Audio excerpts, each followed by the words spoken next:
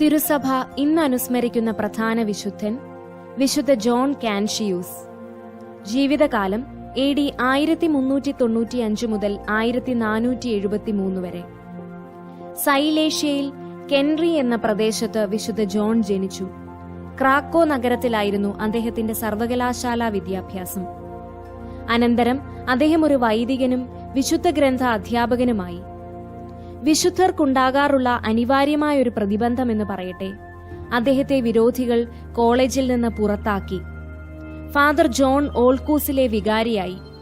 വിനീതനായ വികാരിയച്ചൻ തന്റെ ജനങ്ങളെ പ്രീതിപ്പെടുത്താൻ ചെയ്ത പരിശ്രമമൊന്നും കുറെ കാലത്തേക്ക് ഫലിച്ചില്ല. അവസാനം ഇടവകക്കാരുടെ ഹൃദയം അദ്ദേഹം കവർന്നെടുത്തു. അങ്ങനെ കുറെ വർഷങ്ങൾ കഴിഞ്ഞ് വീണ്ടും ക്രാക്കോയിലേക്ക് മടങ്ങി. മരണം വരെ അവിടെ വിശുദ്ധ ഗ്രന്ഥം പഠിപ്പിച്ചു.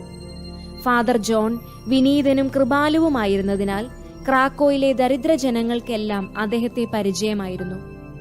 അദ്ദേഹത്തിന്റെ വസ്തുക്കളും പണവുമെല്ലാം സാധുക്കൾക്കുള്ളതായിരുന്നു.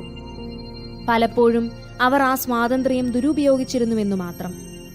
അത്യാവശ്യത്തിനുള്ള പണം മാത്രമേ അദ്ദേഹം സൂക്ഷിച്ചിരുന്നുള്ളൂ. മാംസം ഭക്ഷിച്ചിരുന്നില്ല. തറയിൽ കിടന്നാണ് ഉറങ്ങിയിരുന്നത്. തുർക്കികളുടെ കരങ്ങളാൽ രക്തസാക്ഷിത്വം വരിക്കാമെന്ന് കരുതി അദ്ദേഹം ജെറുസലേമിലേക്ക് ഒരു തീർത്ഥയാത്ര നടത്തി. ഭാണ്ഡം പുറത്തു വഹിച്ചുകൊണ്ട് 4 പ്രാവശ്യം റോമയിലേക്ക് തീർത്ഥാടനം ചെയ്തു. പ്രായശ്ചിത്തം ചെയ്യുമ്പോൾ ആരോഗ്യവും കൂടി പരിഗണിക്കേണ്ടതില്ലേ എന്ന് ആരെങ്കിലും ചോദിച്ചാൽ മരുഭൂമിയിൽ തപസ് ചെയ്ത പിതാക്കന്മാരുടെ ദീർഘായുസ്സിനെ പറ്റി അദ്ദേഹം ഉപന്യസിക്കും. പഴയ ലത്തീൻ കാനോന നമസ്കാരത്തിൽ ഒരു കഥ വിവരിച്ചിട്ടുണ്ട്. ഒരിക്കൽ കവർച്ചക്കാർ അദ്ദേഹത്തിന്റെ പണം കൊള്ള ചെയ്തു. അവസാനം അവർ ചോദിച്ചു, ഇനി പണം വല്ലയിടത്തും സൂക്ഷിച്ചു വെച്ചിട്ടുണ്ടോ എന്ന്. ഇല്ലെന്ന് അദ്ദേഹം മറുപടി നൽകി. കവർച്ചക്കാർ പോയി കഴിഞ്ഞപ്പോൾ കുറെ നാണയങ്ങൾ മേലങ്കിയിൽ തയ്ച്ചു വെച്ചിരിക്കുന്നത് അദ്ദേഹം ഓർത്തു. ഉടനെ കവർച്ചക്കാരെ തിരിച്ചു വിളിച്ച് ആ പണവും കൂടി എടുത്തുകൊടുത്തു. ആശ്ചര്യഭരിതരായ കവർച്ചക്കാർ എടുത്ത പണം അദ്ദേഹത്തിനു തന്നെ തിരികെ നൽകി. വിചിന്തനം. വിശുദ്ധ ജോൺ കാൻഷിയൂസിന്റെ വാക്കുകൾ. സത്യവിരുദ്ധമായ എല്ലാ അഭിപ്രായങ്ങളോടും പടവെട്ടുക.